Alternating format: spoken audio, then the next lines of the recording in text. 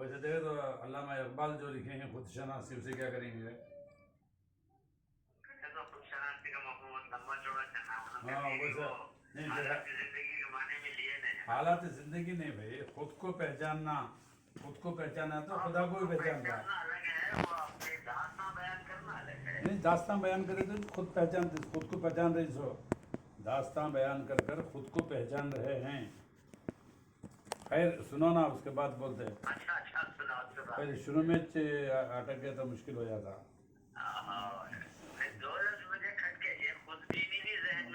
نہیں خود بھی نہیں الگ مفہوم آتا. یہ جو ہے یہ خود شناسی جو ہے، نہیں یہ خود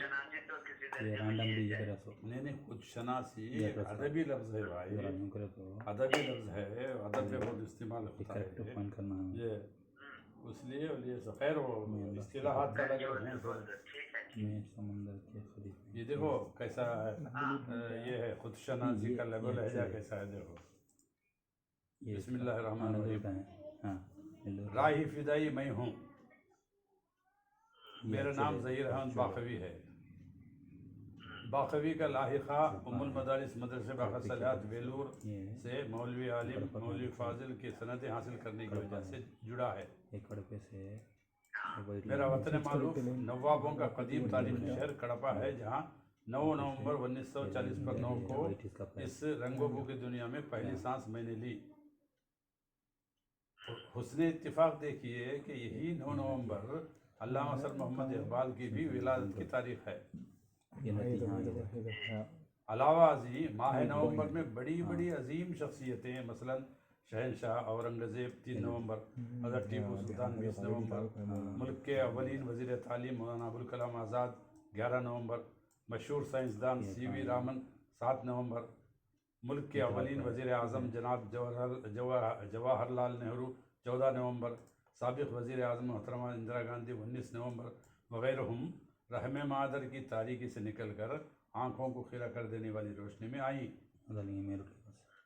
دوسرا پیراگراف. اس مقام پر ایک اور مزے کی بات بتاتا چلوں کہ ظہیر احمد کا پیدائشی نام مرتضی علی روشن ضمیر پیر نائک تھا،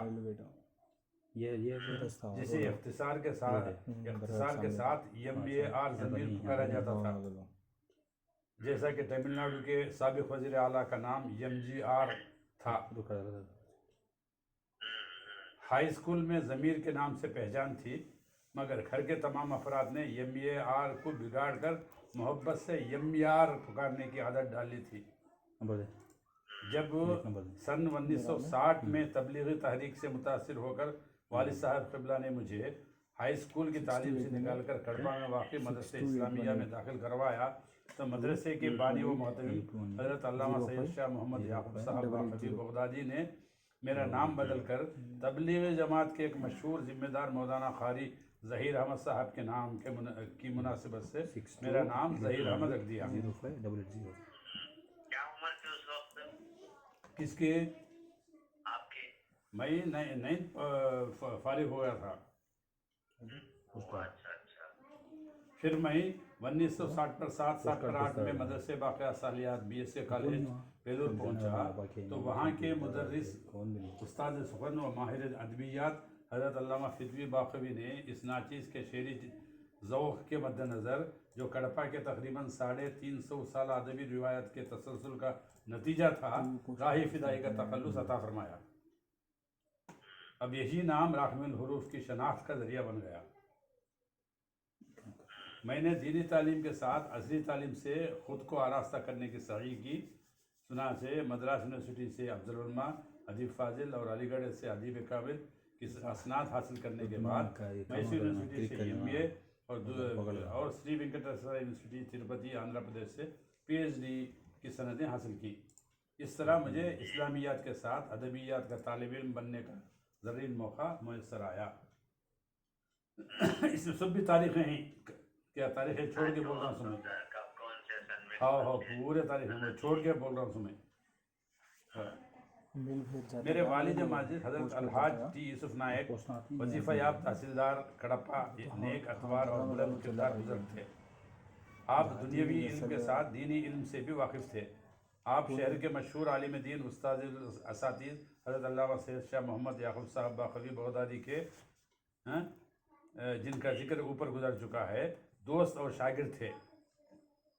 اچھا والد قبلہ نے اپنی ملازمت کی طویل مدت کے دوران پیش آمدہ عبرت و نصیحت سے مملو واقعات کو جمع کر کے highlights of officialdom کے نام سے انگریزی میں کتاب تصنیف کی، جس کی اشاعت اس آخر کے زیر نگرانی آپ کے وصال کے 12 سال بعد 2004 میں ہوئی۔ پھر سنہ 2009 میں اس کا دوسرا ایڈیشن شائع ہوا۔ دوسرا پیراگراف، والد بزرگوار اپنے قول و عمل میں سچے اور پابند شرع تھے۔ بچوں کی تربیت بھی آپ نے اسی نہج پر کیا۔ تربیت بھی اسی نہج پر کی، ہے نا، سنائیں؟ ہاں، اسی نہج پر کی۔ خصوصاً امانت داری اور احساس ذمہ داری کا درس اپنے عمل سے دیا۔ چنانچہ 1962 عیسوی میں جب ملک چین نے ہمارے ملک ہندوستان پر حملہ کیا تو اس وقت حکومت نے تمام اضلاع کے تحصیلداروں کو حکم دیا کہ وہ جنگی مد نے ڈیفنس فنڈ کے لیے عطیہ جات اپنے علاقے کے تاجروں اور کانٹریکٹروں سے وصول کریں۔ اس زمانے میں والد صاحب تعلقہ پولیوندلا میں تحصیلدار کے عہدے پر فائز تھے۔ اس دور کے تحصیلدار آج کے ڈسٹرکٹ کلکٹر سے بھی زیادہ با اختیار اور با اقتدار تھا۔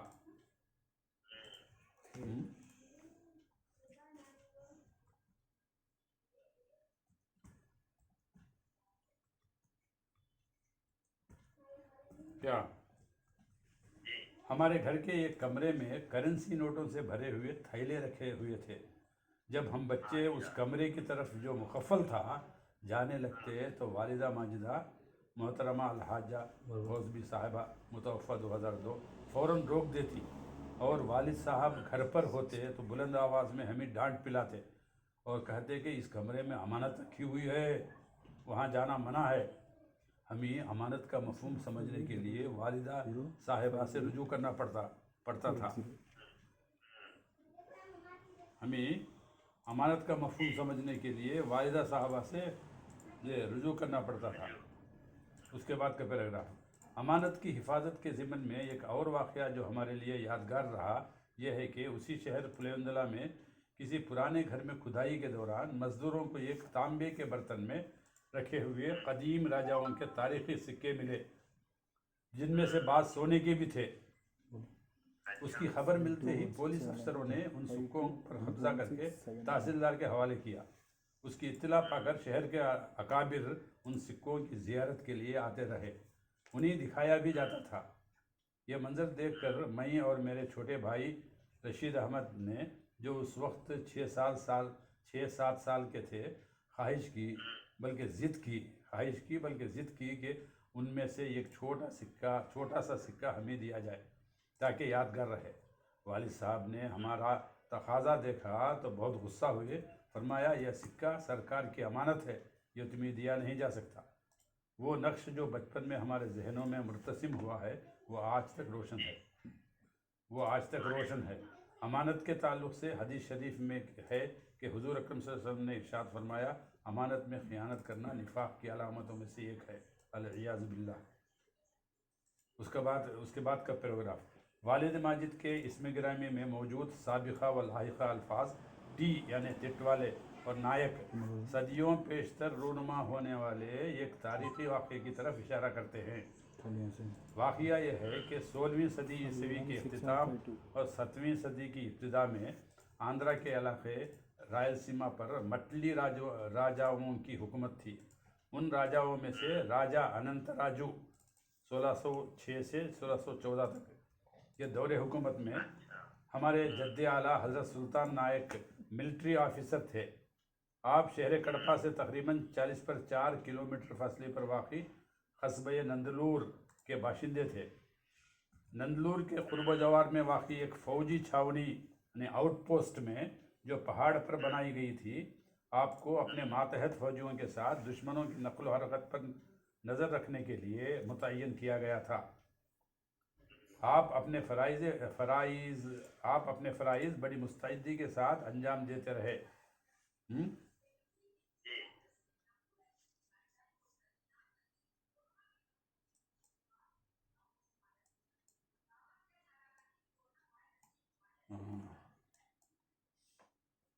اسی دوران ایک رات تاریکی کا فائدہ اٹھاتے ہوئے مراٹھی لٹیروں کی ایک جنگی ٹکڑی نے پیچھے سے حملہ کر دیا.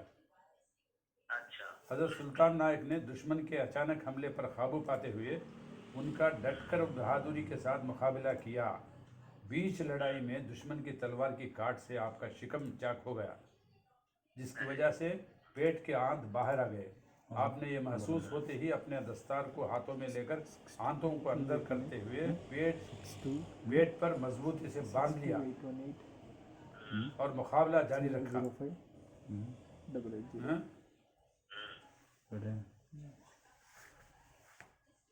یہاں تک کہ دشمن آپ سے مقابلے کی تاب نہ لا کر شکست خوردہ بھاگ نکلا. اس معرکے میں آپ کے چند سپاہیوں نے بھی جام شہادت نوش کیا. بعد ازاں آپ نے وہیں سے مشعل روشن کر کے دور ایک اور مقام پر واقع فوجی چوکی کو اشاروں میں اس حادثے کی اطلاع دے دی. صبح ہوتے ہوتے وہاں فوجی کمک بھی آ گئی. آپ اسی زخمی حالت میں پہاڑ سے نیچے اتر گئے. آپ کو قریب موجود چھوٹے سے تالاب کے کنارے لٹا دیا گیا اور اس جان کا حادثے کی خبر حکمران راجہ کو دے دی گئی. راجہ اس واقعے سے آگاہ ہوتے ہی اپنے مقام سے نکل کر سلطان نائک کی عیادت کے لیے حاضر ہو گیا. اس وقت آپ اپنی زندگی کی آخری سانسیں لے رہے تھے. یہ دیکھ کر بہت افسوس کرتے ہوئے راجہ نے آپ کی بے حد تعریف کی.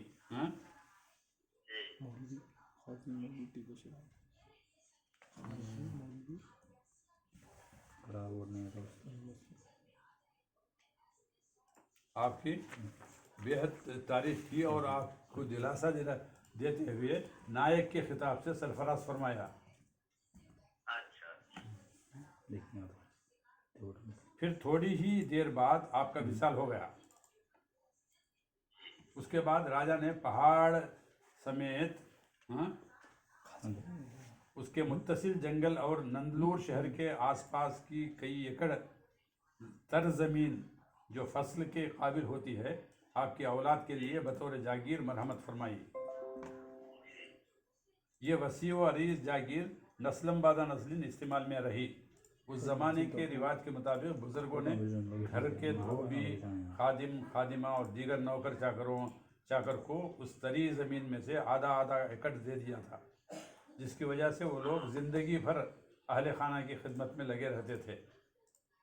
اس زمین کی فصلوں سے اہل خاندان راقم الحروف کے بچپن تک متمتع ہوتے رہے. اس کے بعد زمینات فروخت کر دی گئی، مگر گھر اور اس کا وسیع صحن آج بھی بعض وارثوں کے استعمال میں ہے.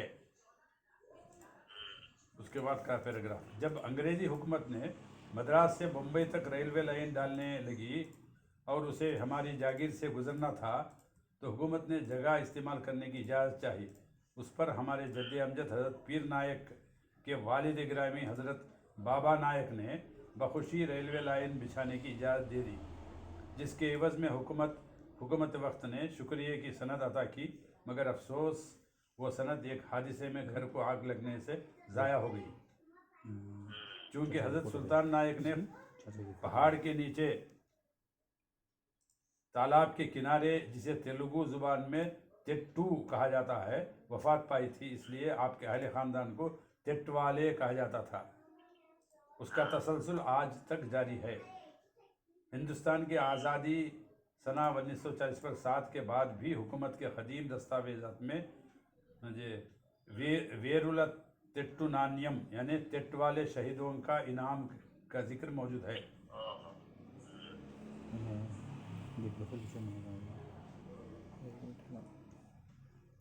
والد قبلہ کے نام کے شروع میں ٹی جو لکھا جاتا ہے وہ ٹٹوالے کا مخفف ہے. اس مقام پر بات کو لوگوں نے اس مقام پر بات کو لوگوں نے ایک مکان بنا دیا جہاں شہیدوں کی یادگار کے طور پر یہ پنجے نصب کر دیے. اس کے کیا وہ تانبے نہیں پیتل کے پنجے.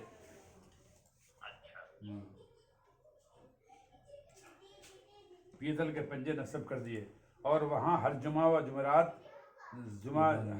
و جمعہ زائرین کا ہجوم رہتا ہے. رفتہ رفتہ اس مقام کا نام مولا کا تٹ ہو گیا. اب اسی نام سے مولا کا تٹ اب اسی نام سے یہ علاقہ مشہور ہے. خاندان کے اب ہو گیا. اب یہاں سے خاندان کے تفصیلی حالات پیش کرنے کے بعد مناسب معلوم ہوتا ہے کہ خاندانی شجرہ بھی تحریر کیا جائے. شجرہ اس طرح ہے: حضرت سلطان نائک ابن حضرت ظفر صاحب، ان کے فرزند امام نائک، ان کے فرزند پیر نائک، ان کے فرزند میاں نائک، ان کے 3 فرزندوں میں سے ایک بابا نائک، ان کے 3 فرزندوں میں سے ایک پیر نائک، پیر نائک کے فرزندوں میں سے ایک ٹی یوسف نائک، ٹی یوسف نائک کے فرزندوں میں سے ظہیر احمد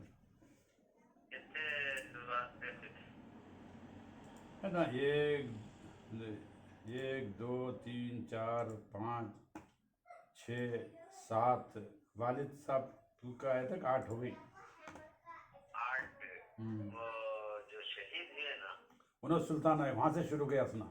وہ کون سی سن کیا تھا اس کا؟ 1600 1600 عیسوی بولے تو 17 18 19 20 450 سال کا عرصہ ہے. 450 سال کا عرصہ ہے. 750 میں کتنی اچھی لمبی تاریخ محفوظ ہے نا ماشاء اللہ. 450 سال میں 8 نسلیں تو آتی نا. 8 نسلیں آتی. 50-60 سال ایک ایوریج رکھے تو بھی پورا شجرا ہمارا محفوظ ہے تو بہت بڑی بات ہے. کہاں ہمارے لوگوں کے خاندانوں میں آخر شجرا 2 صفوں پر ہے. شجرا اچھا ان کا سبھی ہمارے آخر میں تیار کرے تو کون ہے؟ میں ہی تیار کرا سو. اچھا اس مضمون کیا کے لوگ آپ کو جو تیار کرے ان کے نام کا تو ہے کیا؟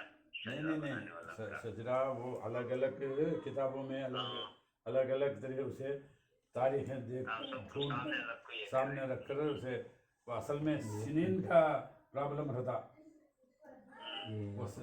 سلیس نکال دی اسے صحیح کر کو اسے یہ کر کو کرنا وہ کارے دار صبح سے بیٹھا سنو. بہت محنت کا کام. بہت محنت دیکھو اس کام ہوا نا.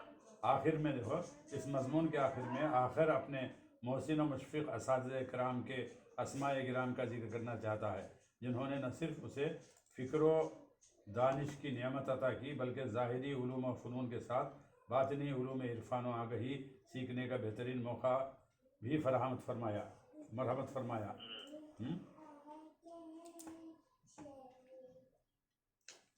کیا ان بزرگوں میں سب سے پہلے اپنے استاد و شیخ حضرت علامہ شیخ التفسیر سید شاہ عبد الجبار خالدی باقوی سابق ناظر مدرسہ باقی صالحات کا بصمیم قلب شکر گزار ہے جنہوں نے راقم الحروف کو اپنی اجازت و خلافت سے سرفراز فرمایا. اس کے بعد شیخ الفقہ حضرت علامہ محمد جعفر حسین باقوی فیضی صدیقی، شیخ الادب حضرت علامہ رئیس الاسلام صاحب باقوی ازہری اور شیخ الحدیث حضرت علامہ شیخ حسن ملباری باقوی قاسمی خلیفہ شیخ الاسلام سید شاہ حسین احمد مدنی کا تہ دل سے شکر گزار ہے.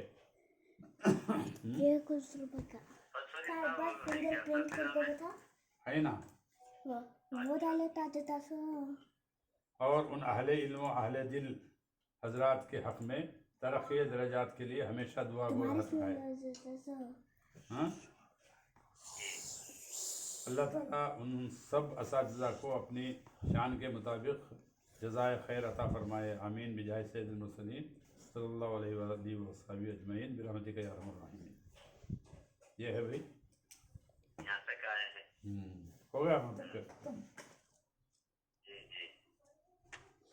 कैसा लगा आपको? अब उसके बाद ठीक है, इसके बाद आगे कहाँ कैसे ले जाएंगे? नहीं नहीं बस वहाँ तक खत्म, वहाँ तक खत्म कर बस देते बस हैं। बस। खानदान और के क्या मुजफ्फर नहीं है क्या? नहीं नहीं असातिज़ा के ताल्लुक से नहीं नहीं नहीं क्या भी लिखना, वो अलग ये है सब, वो अलग मौजू हो, वो अलग ही मौजू होता है। मौजूद उसे फैल जाता है, बहुत फैला तो पूरी किताब हो जाती। हाँ एक एक उस्ताद के बारे में लिखते गए तो वो पूरी किताब हो जाती। हाँ, क्या हो गया? अब माशाअल्लाह। मैं अपने बारे में, वालिद के बारे में, उनकी खसूसियत खानदान का तफसीली तज़किरा आ गया है। आ गया। वहाँ से शहीद जरूर गुजरे हैं, वहाँ से आ गया है ना। और उतना आपका तज़किरा और जायदाद में जो इनाम जो मिला है, तो वो सब चीजें आखिर तक आ गई माशाअल्लाह। अब इसी आप को लोग वो खानदान के लोग कुछ बचा कर रखे हैं क्या? वही घर है बोला नहीं, घर और से है, और घर और सहन कुछ है, उनके वारिसों में है तुम्हारा वो किसी के नाम से नहीं है, वो हमारे वालिद ताया के नाम से भी नहीं है, उनके वालिद के नाम से नहीं है, उनके वालिद के नाम से नहीं है। अरे वो तीन पीढ़ियों से, उससे पहले किसके नाम से है कि मालूम नहीं, वो कागजात भी नहीं, क्या भी नहीं, मुझ चल रहा, कोई पूछता नहीं, आता नहीं, जाता नहीं। आपको देता है अच्छी काफी जगह है, कौन से नहीं बता घर के सामने काफी जगह है, तुम्हें करे तो दस का मस्जिद के सामने घर है तो सब। क्यों कर क्यों कर कौन नहीं हो घर में अब? हमारे ताया के बड़े फर्जंद, ताया के बड़े फर्जंद, उनका इंतकाल हो गया, बच्चे हैं उनके, बच्चे हैं। भतीजे हैं हमारे। वो कैसे फिंगरप्रिंट है पकड़ो क्यों पकड़ो मैं ये कैसा क्यों बता अल्लाह कामयाब करे, बहुत एक नई चीज आ गई, जैसे शनाख्तनामा है अच्छा खासा। इसका देखो इसका पासवर्ड दीजिए, अच्छी ये बात फोन का है। पासवर्ड हाँ बहरहाल अच्छी बात है, जज़ाकल्लाह, शुक्रिया शुक्रिया, जज़ाकल्लाह।